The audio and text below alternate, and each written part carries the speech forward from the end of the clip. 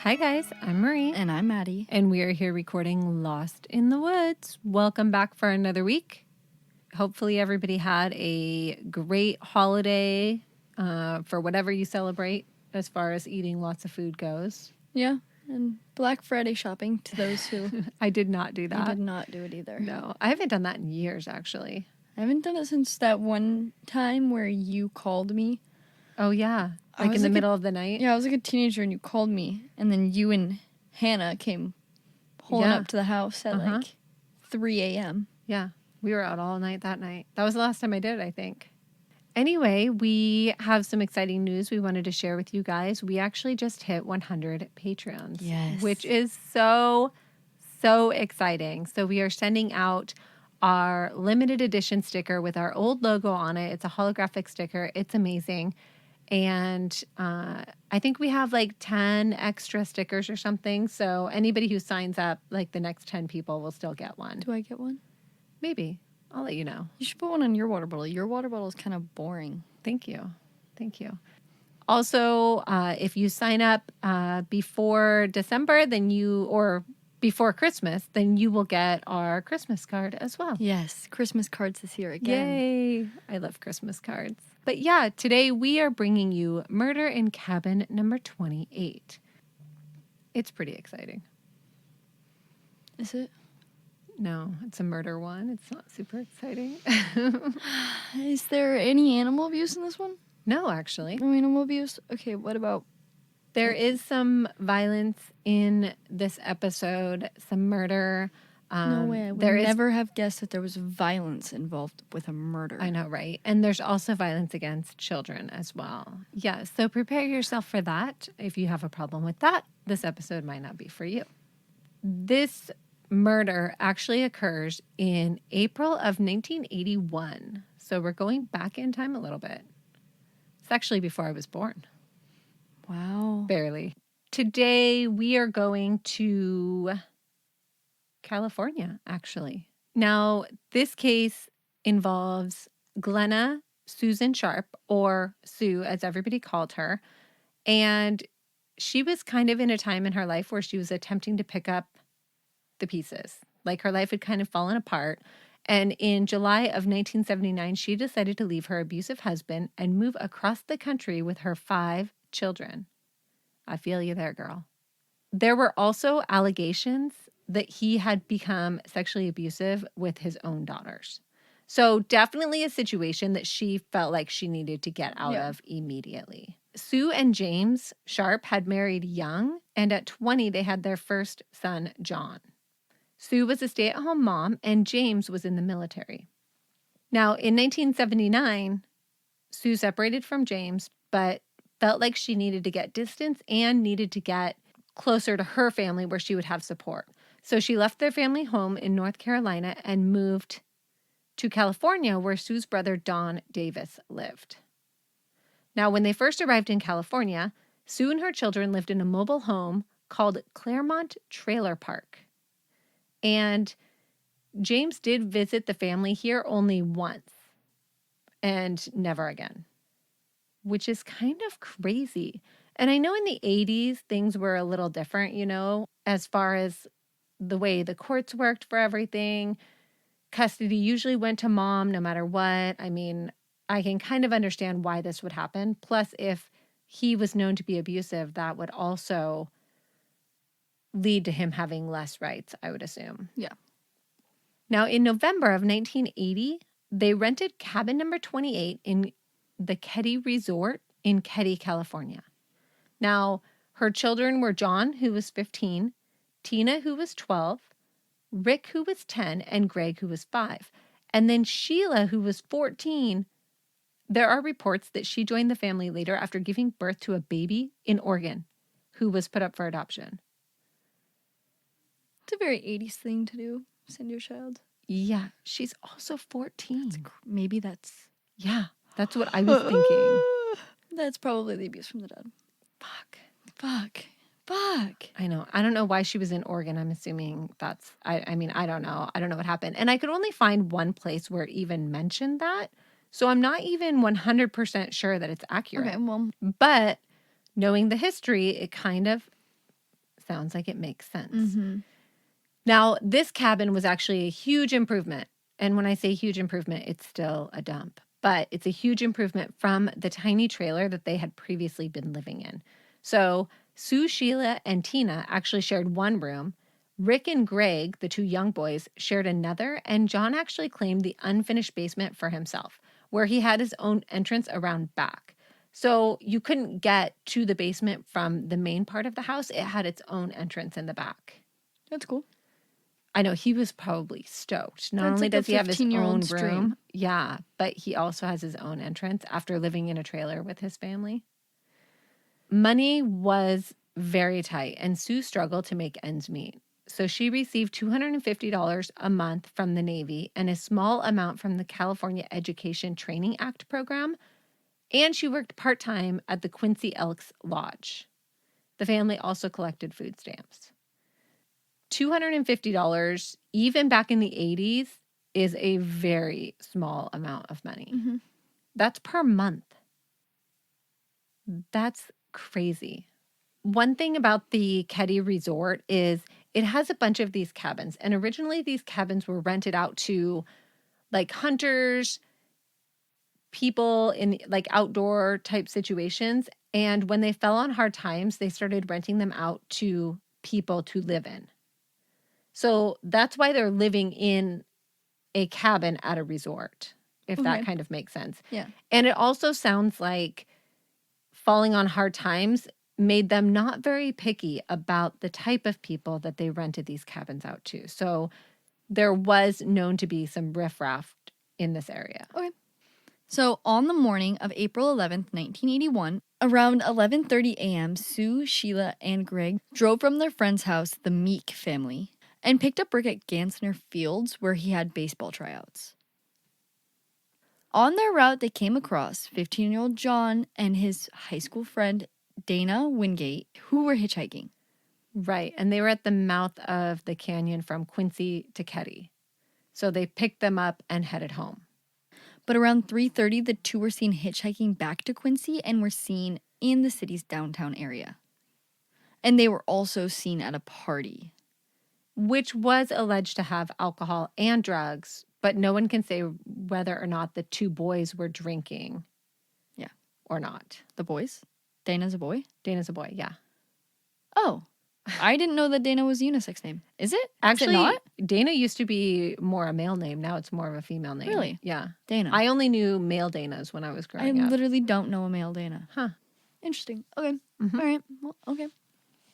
Another thing is, and this might be important, it might not, but not one person came forward from the party and actually confirmed that the boys were there.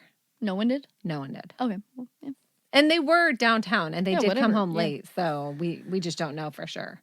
Okay, so the two returned back to the cabin between 10 p.m. and 1 a.m.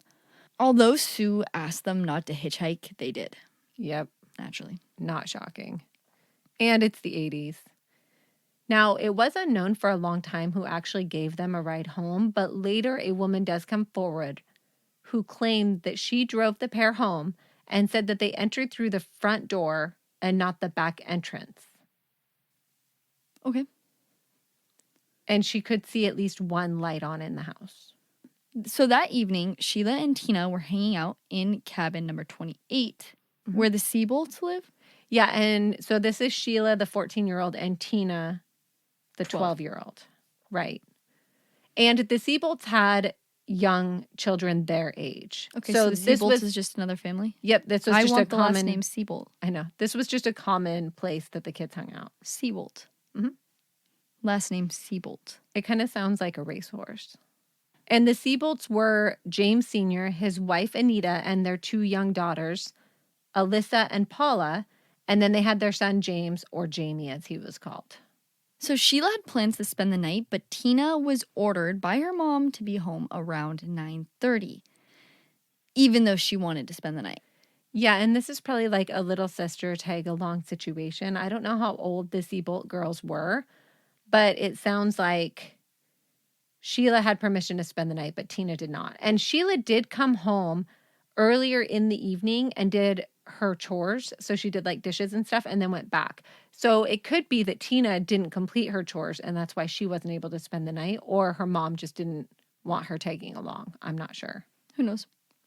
Okay, so there were 7 people spending the night in cabin number 28 that night. So Sue, Tina, John, and Dana, along with Sue's 2 youngest sons, Rick and Greg, and their friend Justin Eason. And he lived in the nearby cabin number 26. So Sue, Justin, and Rick had all watched The Love Boat and had gone to bed around 10 p.m.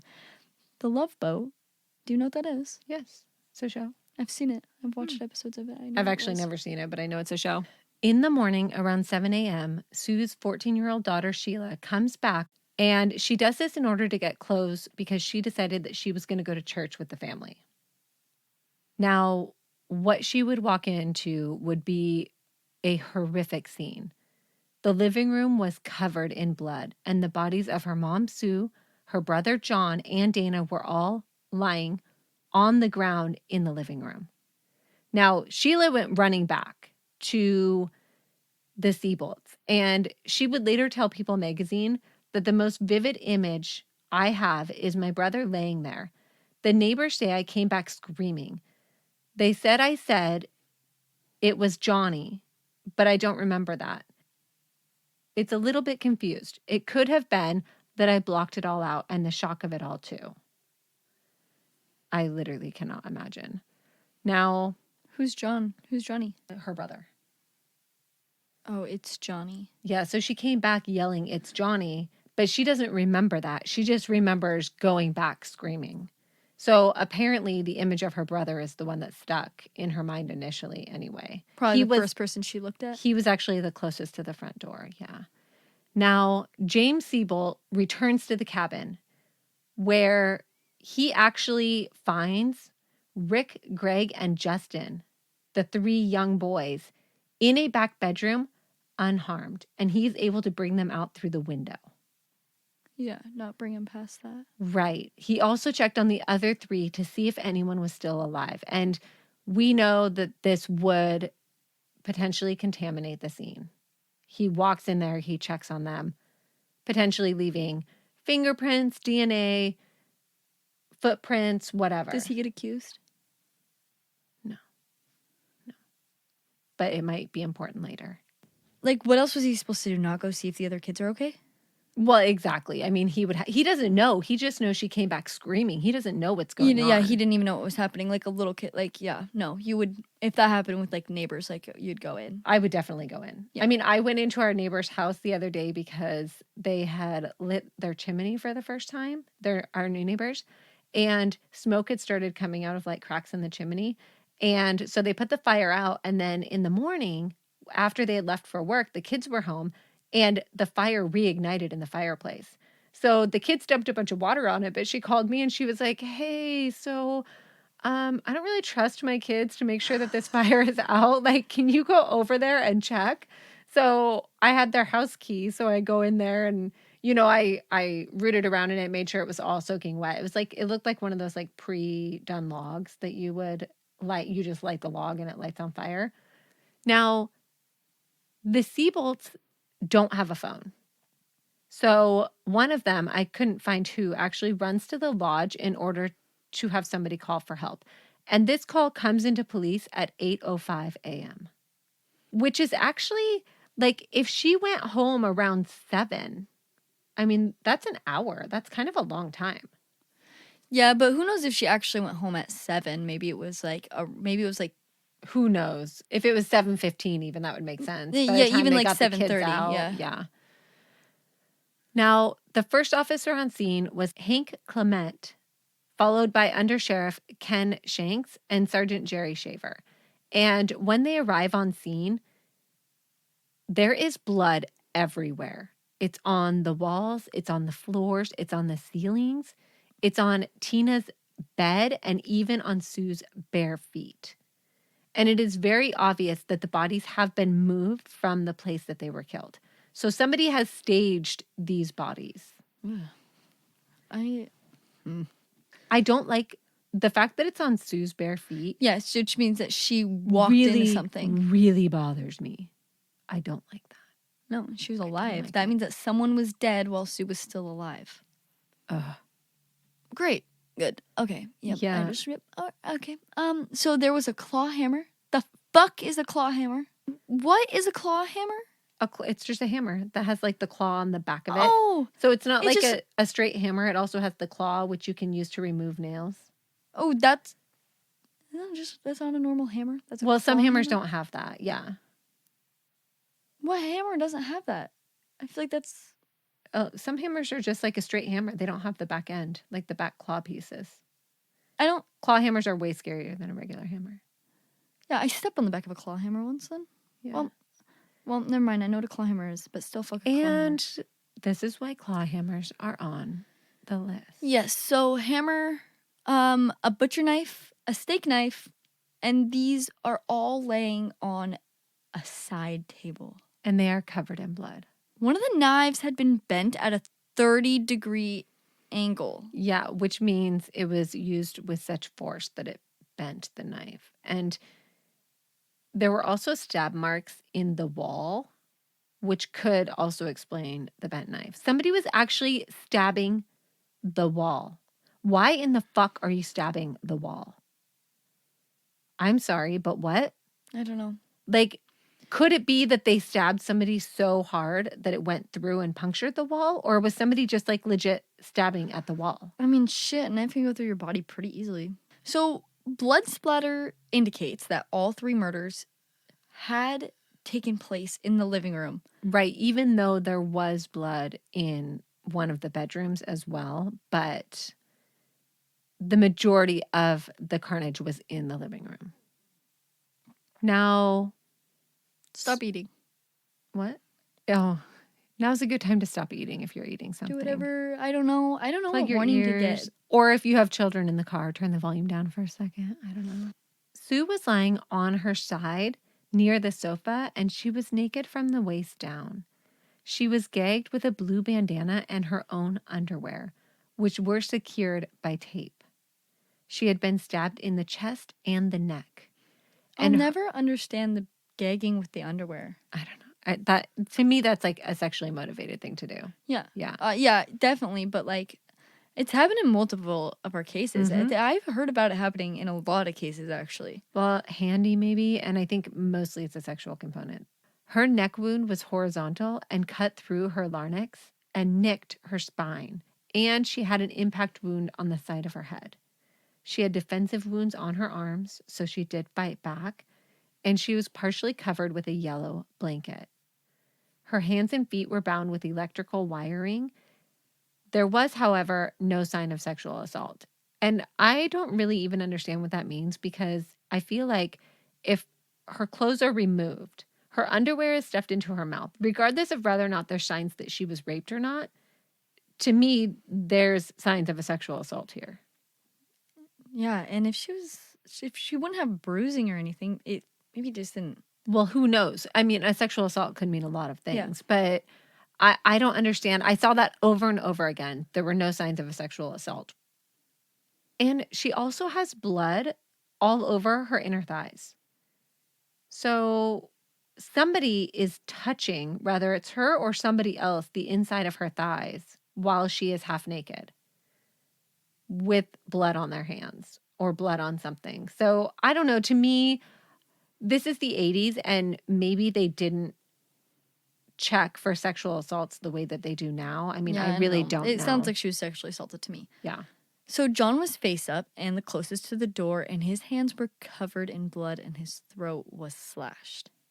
His ankles were wound with electrical wire that also wound around Dana's ankles as well. Right. So they're close enough to each other that the same wire is wrapped around both of their ankles. And his hands were tied together with medical tape.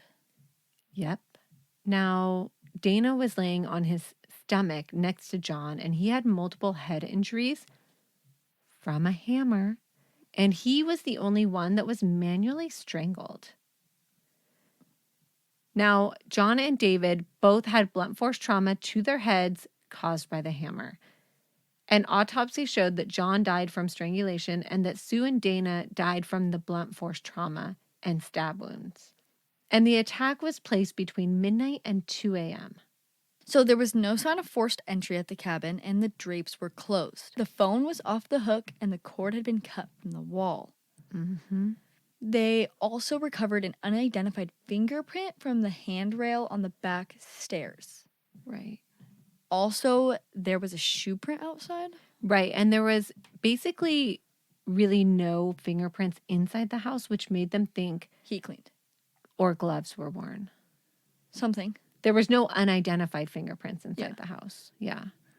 Now, Sheila, along with the Seabolt family, had heard nothing in the middle of the night.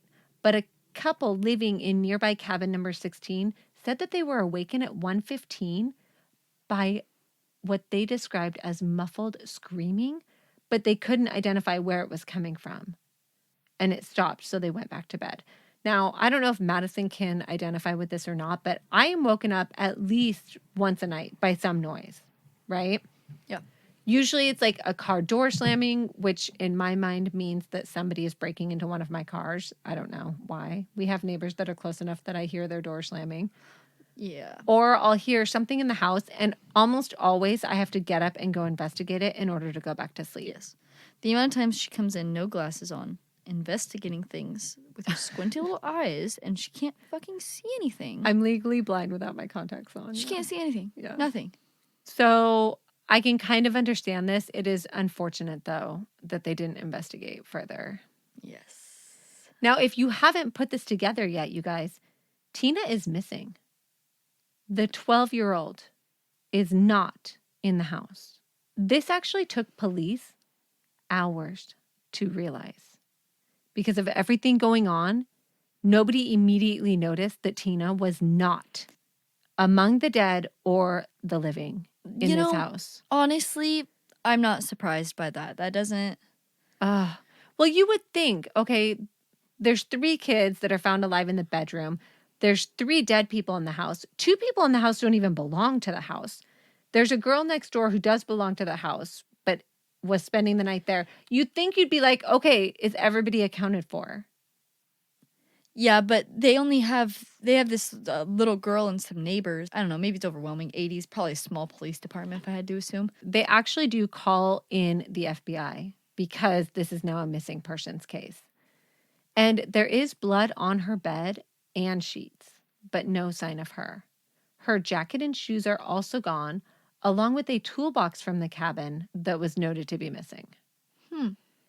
Now, a grid pattern search of the area covering a 5-mile radius around the house was conducted with canines, but nothing was found.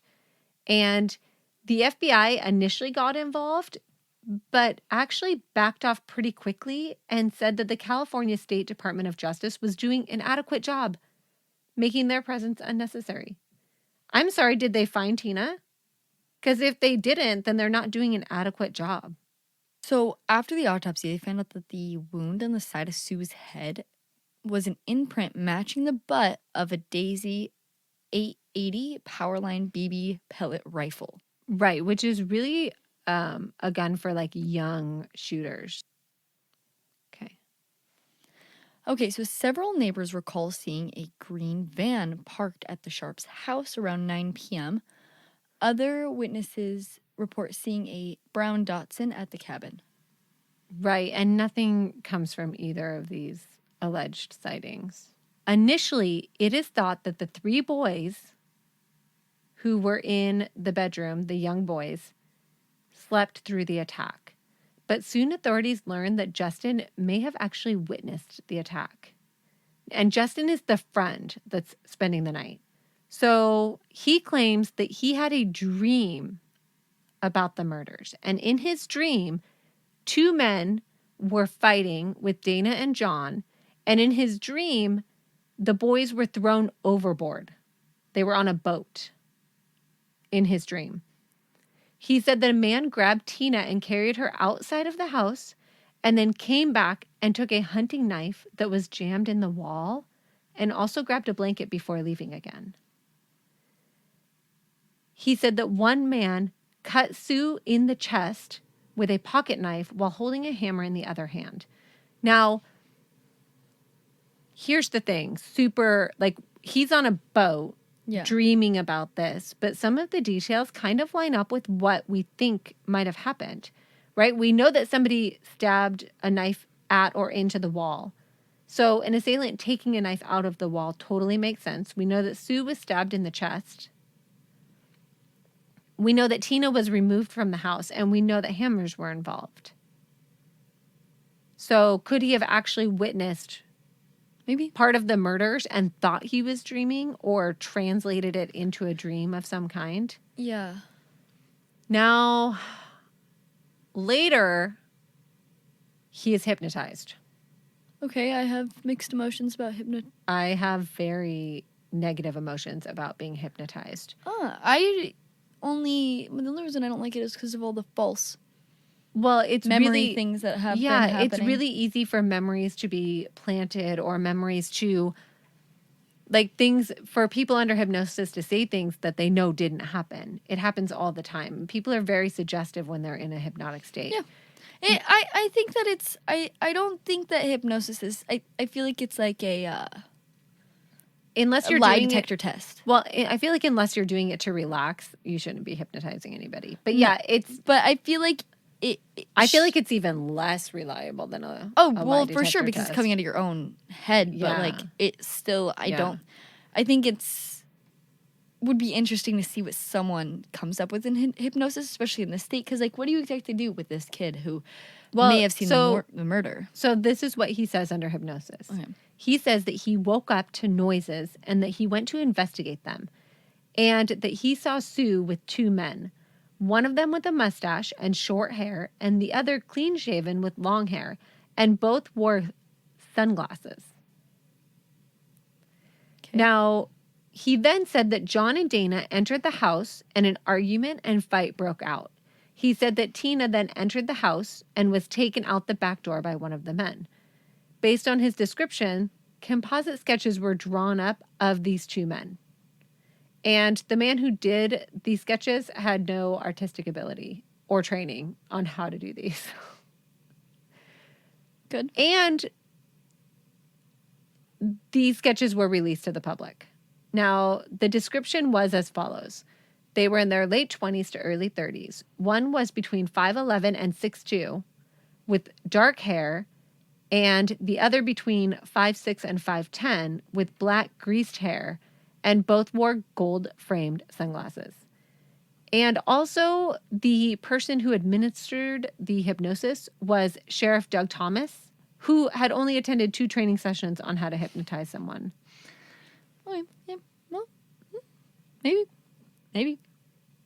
Well, maybe not. And these sketches, I mean... Oh, I'm excited to see these sketches with this man who had no artistic ability. Yes. So the sketches, I mean, they really look like something that Phoenix could draw. No, I would describe at least the one on the right as the photo that Pam draws of the sex offender in the office. Oh, that's really Dwight Schrute. It's really all of the... Oh, a combination of everybody? No, that's Lloyd Gross. That's Lloyd Gross. No, okay. I would compare these photos to Lloyd Gross. I would compare these photos to the drawings that Pam does of people. I think these are worse, honestly. Oh, they're not good. There's not a lot of detail. They're just kind of pencil drawings. Like, they don't even have eyes. Because they're wearing sunglasses. You can't see their eyes. I don't know, dude. More than 150 pieces of evidence were collected. But remember, it's 1981. Now, all of the blood tested was type O blood, but the entire Sharp family was type O. So this didn't really help police. We're in the 80s again, remember? We're in the 80s. I'm also type O. It's a very common blood type. There were no drugs found in the cabin and no drugs found in the system of any of the victims. So when rumors started to spread that this was a drug deal gone wrong, police were like, maybe not. Okay, so Sheriff Thomas, lead investigator on the case, called the Sacramento Department of Justice, which prompted them to send 2 special agents from their organized crime unit. Right, not homicide, but organized crime. Maybe the Sacramento Department of Justice thinks this sounds like something that would be organized crime. I don't think it does. There were a couple suspects in the case, and initially the main suspect was a neighbor named Martin Smart, who also happened to be the stepdad of Justin Easton, who was the friend that stayed the night in cabin 28. Suspicious. Right?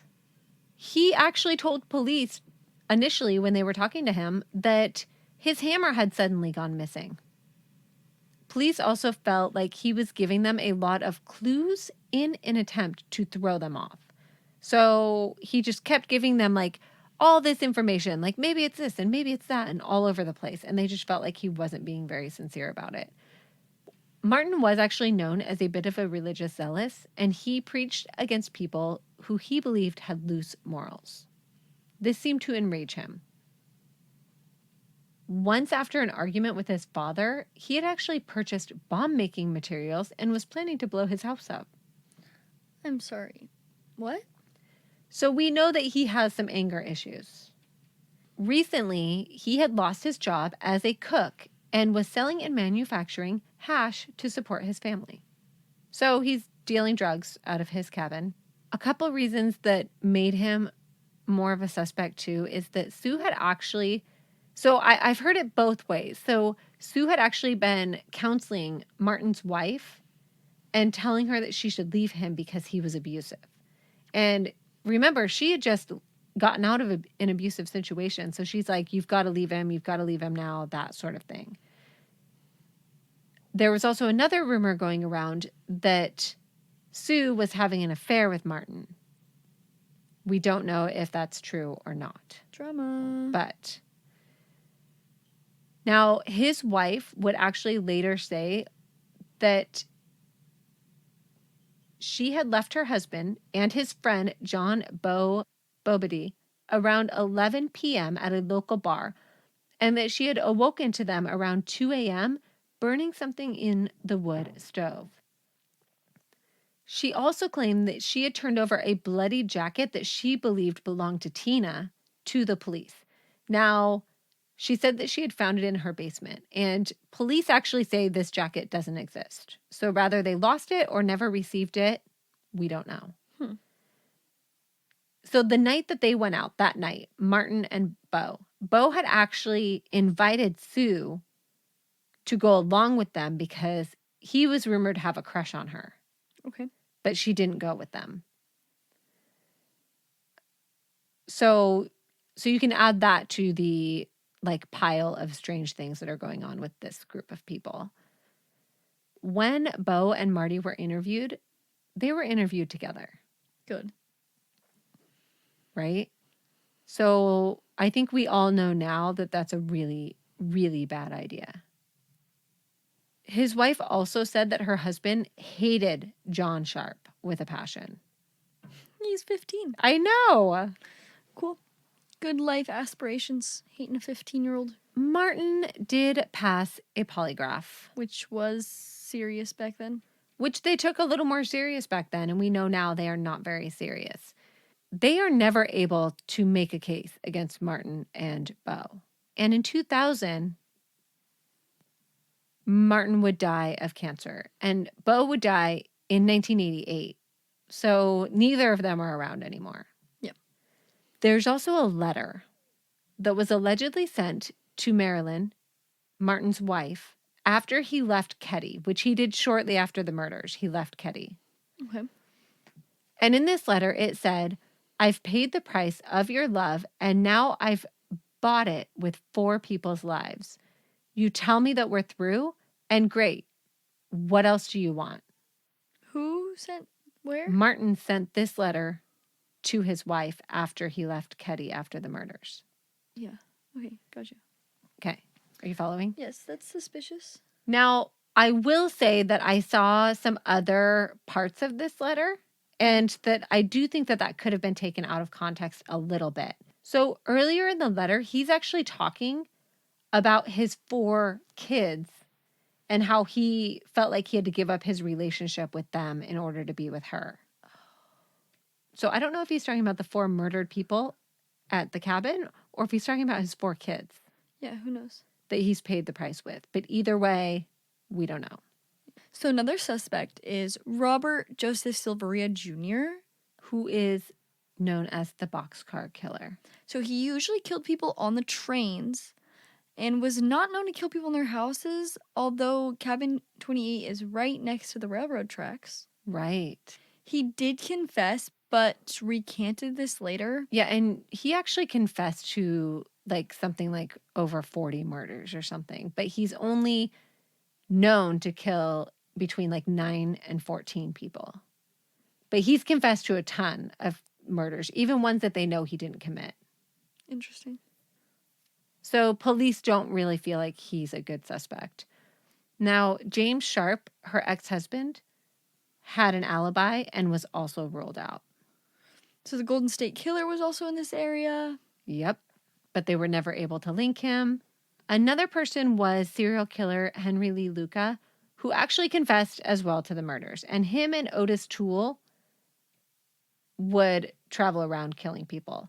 But both of them had actually been indicted in Florida on April 14 of 1981, and the murders occurred on the 12th of April. And the two did not travel by plane, so police don't think it's possible that they were able to get back to Florida. Now, when police started wondering, was Tina the intended target, a man named Joel Walker Lipsey comes up. Okay. Now, he actually was a special education teacher at Tina's school, and Tina attended his class part-time. Some believe that he had spent time grooming Tina, and he kept a picture of her on his desk, which I think is very weird, and they also found a photo of her in his home. Yeah, that's weird. Very concerning. Not only that, but he actually had a prior conviction of committing lewd acts with a child under 14. But when brought in for questioning, he seemed to have a solid alibi, and he died in 2015. I'm sorry, why was this man working at a school? Yeah. What in the fuck? Later that year, a knife is recovered in a trash can outside of the Keddy General Store, and it was believed to be attached to the murders. But again, it doesn't sound like DNA testing was done on it. Yeah. So, on April 22nd, 1984... Right. 3 years and 11 days after the murders. And Tina's disappearance. Yeah. A bottle collector discovered a skull and a few bones. And this was at Camp 18 near Feather Falls in Butte County. And this is a neighboring county about 100 miles from Keddy. Okay. So there was also a blue nylon jacket, a blanket, a pair of Levi jeans with a missing back pocket, and empty surgical tape dispenser. Now, initially, police thought these remains belonged to Kevin Collins, who was a 10-year-old that had disappeared from San Francisco in 1982. However, dental records did not match. Right, and they would eventually be identified to belong to Tina Sharp in June of 1984. Now, you would think that finding Tina's body would help maybe move the case a little more because the case is definitely cold by now. We are 3 years in, and they have no idea who is responsible for these murders. In 2016, a man was searching for his wedding ring near the Keedy Resort, where the cabins are located, when he finds a hammer in shallow water. Police believe that this is the missing hammer of Martin Smart and the hammer that was used in the murders, which still no proof. Also in 2016, an anonymous counselor from the VA came forward and said that Marty had confessed to killing Sue and Tina, but said that he didn't have anything to do with the boys. And he told her that he killed Tina not to leave a witness and that he blamed Sue for breaking up his marriage. But what happened to the boys? Well, remember, the claim is that him and Bo did the killings together. Okay, yeah. But I'm sorry, if you had killed Tina because she was a witness, why wouldn't you leave her in the house? Why wouldn't you leave her in the cabin with the rest of the bodies? Yeah, suspicious. I don't believe that for a second. The investigation was thought to be botched from the beginning. And we can only look back with hindsight and say, why didn't they do this and why didn't they do that? But we don't know why, right? I mean, they didn't have the same technology that they have now, but I feel like there's a lot of things that they could have done differently in this investigation. Mm-hmm. Number one on the list is probably how they handled the evidence. In 1981, a detective named Gamberg was a deputy with the Plumas County Sheriff's Office prior to the murders. And when he was reinstated, he kept out of the investigation. He claimed that leads in the case were ignored or just not followed up on. A man named Hayward would graduate from the California State University with a degree in criminal justice. He would become a deputy in his hometown in 1988, and he was well aware that even with the case still considered open, that nothing was happening on it and that it was not a priority. And he would ask Gamberg, who was now a private investigator, to take over the case. Mm-hmm. So Gamberg worked for the county sheriff during these murders or around the time of these murders, but he didn't have anything to do with the original investigation. Gotcha. Now, Gamberg started wading through the boxes of evidence, which were in disarray and some had even been contaminated. There was actually a freezer that was full of evidence from this case, but at some point over the years, the freezer had been turned off, destroying The evidence. the evidence. He said that the case was as screwed up as a soup sandwich, whatever that means. I don't know, but I like it. All right. Among the evidence, he found a bag and envelope that had never been opened. And inside the envelope, he found a tape recording of an anonymous call to Butte County Dispatch. It was shortly after the discovery of Tina's body, but before she was identified. And they received this anonymous call who basically claimed that the remains were Tina's, or suggested that the remains were Tina's. Mm-hmm. Now, the caller says, "Hello, I was watching the news and they were talking about the skull they found at Feather Falls, and they asked for any help." The dispatcher says, "Uh-huh." The caller says, "And I was just wondering if they thought of the murder up in Ketty, up in Plumas County, a couple of years ago where a 12-year-old girl was never found." This call was never followed up on.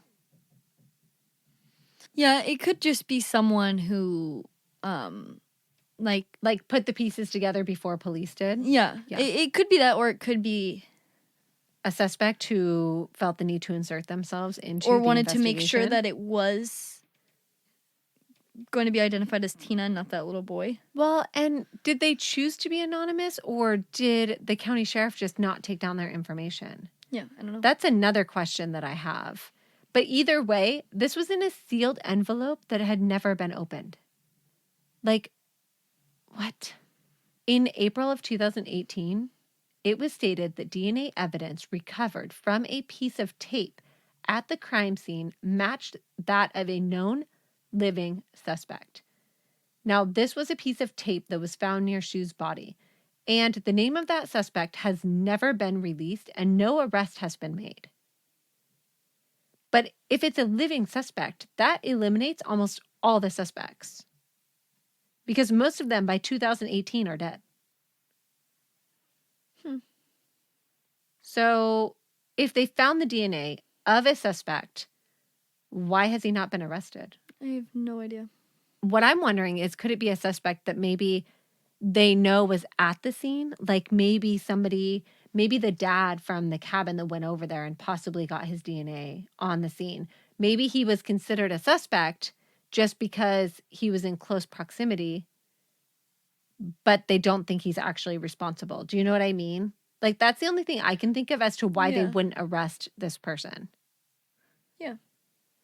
There are a lot of theories in this case, right? So there's the rumor that it was part of organized crime. And this rumor comes from Bo, because it was rumored that Bo was a part of organized crime.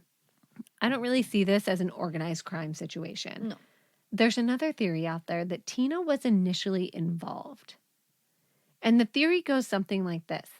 She was possibly groomed by somebody and left willingly with them after they killed her family, or her mom being the main target. A couple issues I have with that. Tina probably could have easily climbed out a window and left the house if she wanted to run away with somebody. And two, why is it so violent? Why are her mother's clothes removed if that's there's the blood case? in her bed. There is blood in her bed. Was she even alive when she left there? I'm thinking she left alive because her jacket and her shoes went with her. But I don't know. I'm thinking the blood might be from the mom, actually, in the bedroom because they shared a room. Mm.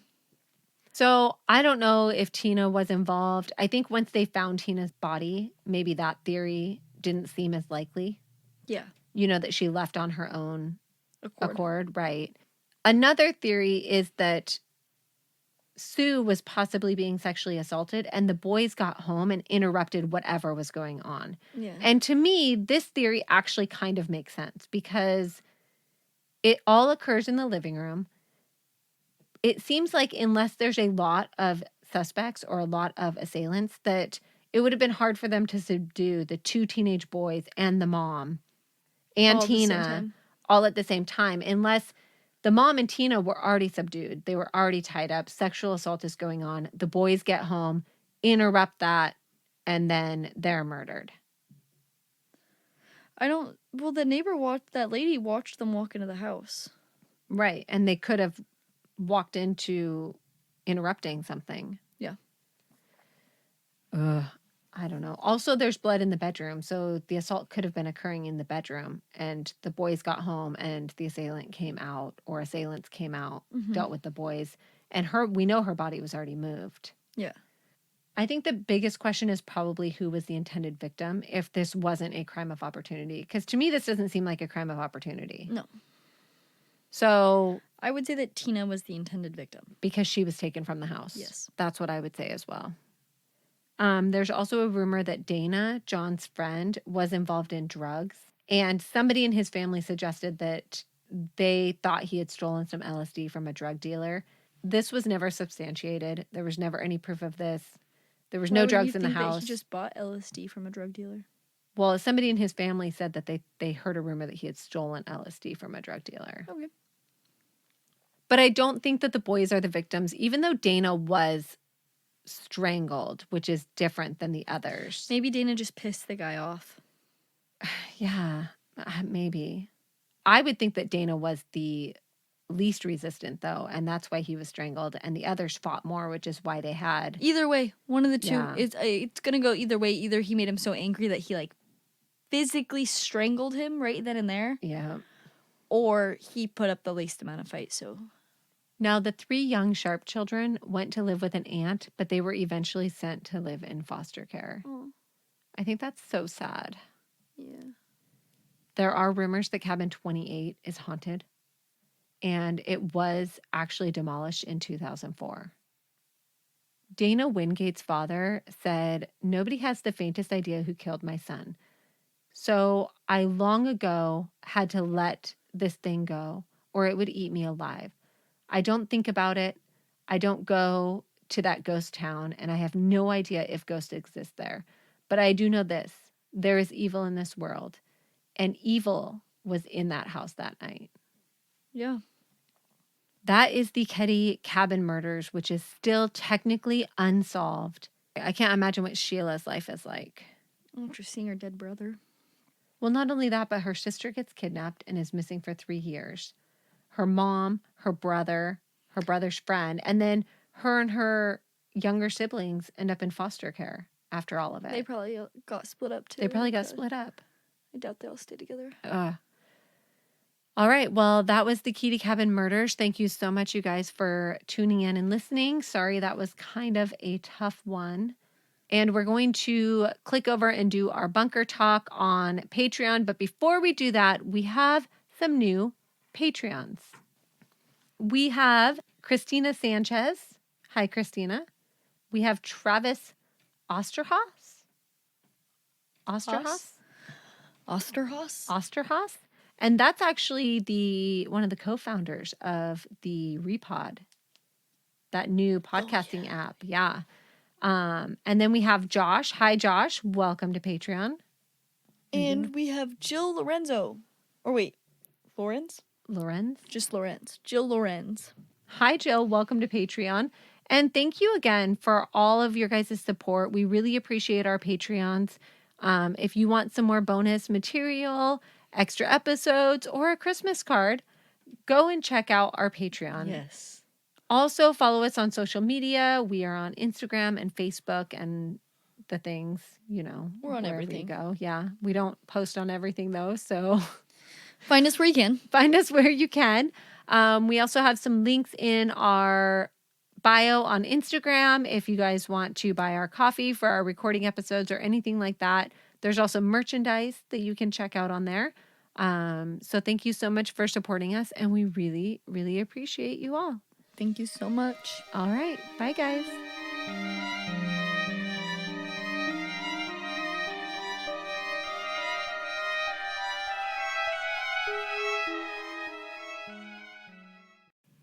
Oh, our neighbor's calling. Hello? Lovely. Yeah, we'll call them right now. Yeah, call. Okay. Bye. So someone broke into a box or Somebody it broke? bumped into the alarm box and they can't get it to turn off because they don't have the alarm code. That is so funny. Yeah. So we're having neighbor drama right now. So we just got new neighbors to the... Would that be to the left or the right of us? I would call that to the left of us because I would count it how you would facing the house. I'm not sure, though. Okay, well, either way, one of our neighbors. We're so sad. We were so sad to see our old neighbors leave. But our new neighbor just called us because someone bumped into an alarm box that they have, I guess, in their cellar. Where in the fuck are my contacts on my phone? Everything's moved around. I don't know. Look it up. There's a little search bar up there. There you go. Oh, God. I hope they... Hello? Hey, Sherry. It's Marie. How are you? Hey, great.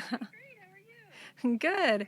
Hey, I just got a call from our new neighbors, and apparently one of them bumped into the alarm box, and they can't get it to turn off now. Oh my gosh. And they asked if you knew what the code was because they can't turn it off. All right, well, I'll let her know and see if it works. We miss you guys. Oh, thank you. We miss you too. All right. You'll have to come visit us. Yes, we will, I promise. Okay. All right. No. Okay. Yay. Bye. 9 is the code. With a pound. Yeah. Thank you so much. Yeah, no problem. She was like, it's either a pound or a star. I don't know. Yeah. Thank you very, very Hopefully that brings your stress level down a little bit. Hopefully, like, the ringing in my ears will go. Oh my gosh, it was so loud. The more you stand in here with it, the louder it gets. I probably would have ripped it from the wall, to be honest. I tried. Oh, you did? And the moment it gets unplugged, I appreciate it. Yeah, no problem. Okay. All right, bye. Yeah, I would have literally lost my mind. Oh, and it's Lost my probably like mind. when the power goes out at like if you work at like a fast food place, like when the power went out at Starbucks and the safe and all the computers and the machines, everything's beeping and beeping and making noises and it's constantly going off. Mm-hmm. And then all of a sudden it like you're in it for so long that it gets so quiet for a second, for like a little bit. Yeah. And then you like hear it again and then it gets loud and then it like builds and then you She can't do sounded anything. very stressed out. Yeah. Yeah. All right. So I haven't walked into a random neighbor's house, but I've walked into random neighbors in our neighborhood's yards, like up on their decks. Oh, for dogs? Let dogs back in the house. We have this one corner in our neighborhood where I swear to God, at least like once a year, I almost hit a dog.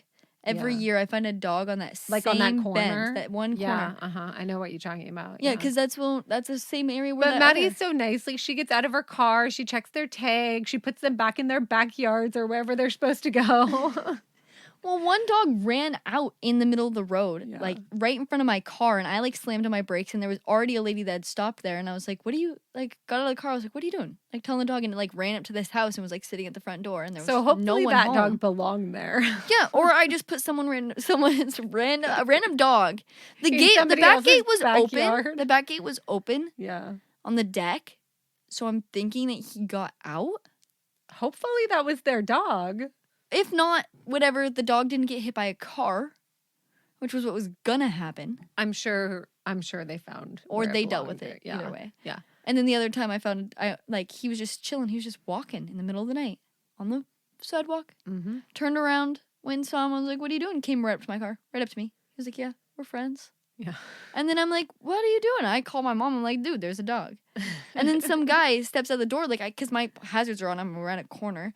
So I think he was just confused. And then he sees me with the dog and he goes, "God damn it." And then whatever the dog's name was, "Get over here." Don't like, oh my God, one of the kids I was watching, one of the kids I watch grabbed a knife, butcher's knife off the God. counter that I'd been cutting with. And he just turned around with it in his hand. I got straight Chucky flash. Like a straight, like, No. this little kid is going to run after me with this. Isn't he extremely like sharp not knife. even 2? Yeah, not even 2. Got it off the counter, turned around, and looked at me with it in his hand. And I'm like, no, this kid is going to run at me with a knife. I'm going to be murdered by a 2-year-old right now. I did take the knife from the kid. Probably a good call. Everything was fine, and I'm not endangering children. Nothing. Absolutely nothing. I have yelled at the wrong children for being loud in the kitchen. Yeah, oh my God, I was literally making food, and she comes in the kitchen. Like, I'm a grown adult making food in the kitchen. Loudly. Okay, yeah, whatever. But then she comes in, she goes, "What are you doing up here? You should be downstairs. You should be in bed." And I'm like, Who do you think I am? I was like, "What?" She's like, "What are you doing?" I'm like, "Making food. You should not be eating at this time." Mom, who do you think I am? Yeah, I thought she was Cordy. She The squints, 12-year-old. rubs her eyes, and does like the lean forward thing towards me. Yeah. And is like, To be fair, Madison is really loud in the middle of the night. She wakes me up almost every night. Slamming bathroom doors, making food, opening doors. I don't know what she's doing, but every night she wakes me up. I haven't slept through the night in probably 20 years. "You should wear some earplugs." I should, but then who's going to get up and investigate when somebody's breaking into our house? Not you. Definitely not me. I'll be passed out.